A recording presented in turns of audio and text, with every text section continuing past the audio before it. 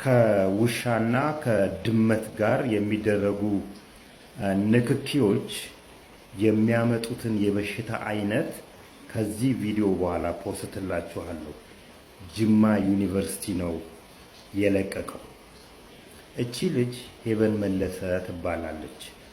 የውሻ፣ የድመት፣ የዘንዶ፣ የፈረስ፣ የአህያና የዱርና የቤት እንስሳ መብት ተከራካሪ ነኝ ነው የምትለው።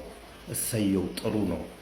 እኛ ኢትዮጵያውያን በእንስሳት ላይ ያለን አመለካከት በተለይ በዱር እንስሳት ላይ መግደል ነው። መግደል እስኪጠፉ ድረስ መግደል ነው።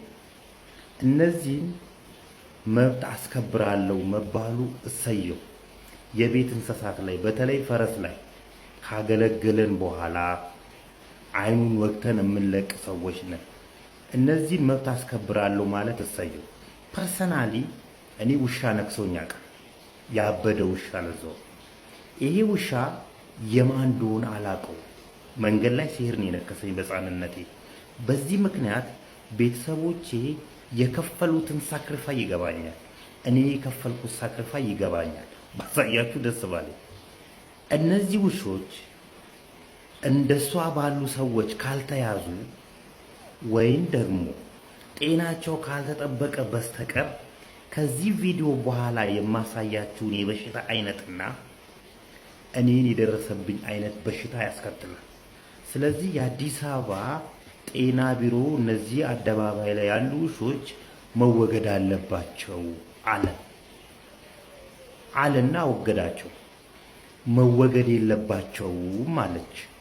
መወገድ ከሌለባቸው እሷ እርዳታ በውሾች መልክ የምታገኘውን ገንዘብ ለግል ጥቅሟ ከምታውል፣ ለምሳሌ ዞይክ የተባለ የድመት የውሻ ምግብ አቅራቢ፣ ምግብ ልብስና የተለያዩ ነገሮችን አቅራቢ ድርጅት ስፖንሰር ያደርጋታል። እቺ ልጅ ለግል ጥቅሟ ለራሷ በእናቷ ስም በእናቷ አካውንት ስም ከምታስቀምጥ እነዚህ ውሾች እንዳይገደሉ ያንን ሁሉ እንግዲህ ወደ ሱሉልታ ወሰርቢ የሚባልበት ቦታ 7 ኪሎ ሜትር እናየዋለን። ለወደፊት 7 ኪሎ ሜትር ጫካ ውስጥ ነው ያንን የውሾች መንከባከቢያ ገብቻለሁ የምትለው። 7 ኪሎ ሜትር ለምን ገባ? ውሾች ለምን ተመረጡ? ቻይናዎችና ፈረንጆች ለምን እዛ አካባቢ ለምን ተመላለሱ የሚለውን ዲፕሊ ማጥናት ያስፈልጋል። ነገር ግን ውሾቹ እስካልተሰበሰቡ ድረስ መገደል አለባቸው አለ ተስፋዬ። አካባቢዋ ላለ አንድ ኮተታማ ፖሊስ ብር ሰጥታ አሳሰረችው። ይሄ ነው ጫና እምላችሁላችሁ።